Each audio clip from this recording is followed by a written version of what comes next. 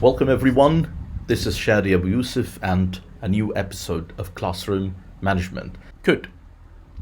Another example here from the same lovely book, and actually it's on the same passage, and it says, read the article again, find 4 reasons why Judy likes supermarkets and 4 problems with shopping in the past. Again, someone might ask, Shadi, and why do you think that ICQs are necessary here? It's because students, pre-intermediate students, B1 students will be looking for reasons, 4 reasons why Judy likes supermarkets and 4 problems with shopping in the past. So you have to make sure that they're going to look for these 8 points.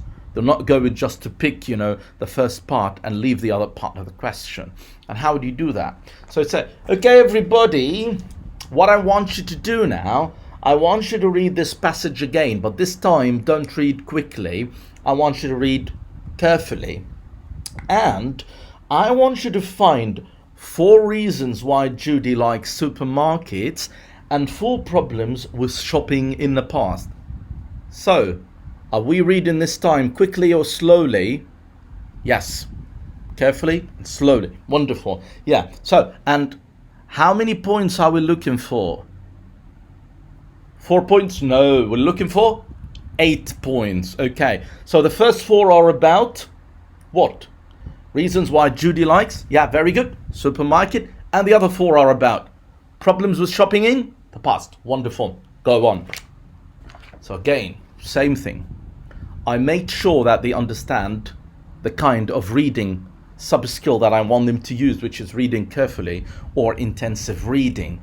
And also after this, I made sure that they understand the task and what they need to achieve. Okay. Now, an example of ICQs that might be unnecessary, and in this scenario would say, hey, come on, don't just use ICQs, whenever you come across a question, because again, use ICQs when you need them. And let's read this question together. It's match 1 to 3 with A to C to make 3 sentences. What ICQs would you ask here? Because again, let me give you a quick demo on this one and tutor me. Right. Okay, so that's page 31. Yeah, let's have a look here. Okay, everybody, I want you to match these 3 points here to A and C. Okay. How can I ask an ICQ here? I'd say, so, what are you going to do? And it's just say match, as you've just said it. So again, please, don't ask unnecessary ICQs. Just ask them when you need them, because it doesn't make sense that you ask ICQs all the time, right? Good. Now, let's move to ICQs that are not as specific and too general. And as I said before, we would like ICQs to be specific so that the students can give a specific answer. Because this specific answer would make you as a teacher understand that the students got it. So please avoid questions like, have you got it? That's not as specific at all. And again, students would be embarrassed to say no. If they don't understand, they wouldn't say it. So avoid this. This is completely ineffective, right? Or questions like, what are we going to do? What do you want students to say? Do you want them to repeat your instructions completely? No, that's not a good ICQ as well. Or this one, do you understand? What are you waiting for students to say? Do you want them to say in front of everybody else? No, we don't understand because we're so stupid. Come on. Nobody would say that. And finally, clear. Well, and most of the students say, yeah, and actually it's not clear at all, but they're just embarrassed. They don't want to say. So again, back to instructions, and we've got 6 things to do.